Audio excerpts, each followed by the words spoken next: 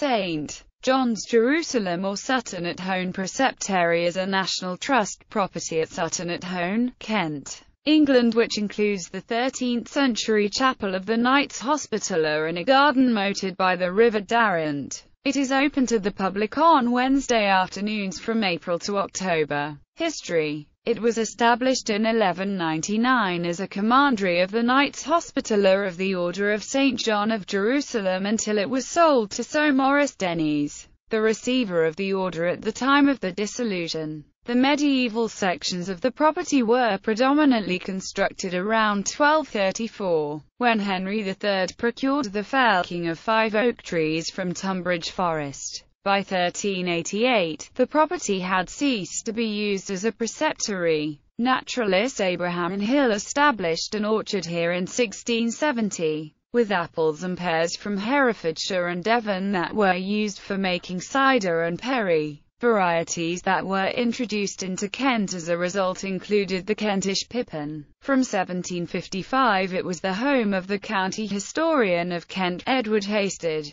His excessive expenditure on the property may have been responsible for his bankruptcy in 1796, and subsequent term of imprisonment of 5 years. The building was given to the nation in 1943 by Sir Stephen Tallents, and was open to the public twice a week in the 1950s. The property has been a Grade II * listed building since 1 August 1952 and was scheduled under the Ancient Monuments and Archaeological Areas Act 1979, as a Site of National Importance by the Secretary of State for National Heritage on 5 September 1994. It is now let from the National Trust as a private residence. Public access is to the chapel and garden only. Priors of the Hospital, Ruddington, John, Florida 1396 grounds. The moat dates from the 13th century, and surrounds an artificial island of 22,200 square meters. The moat is bridged 3 times, including by a Grade II listed 19th century brick footbridge. The grounds contain a cedar of Lebanon. Only the southwestern section of the moat is part of the River Darrant.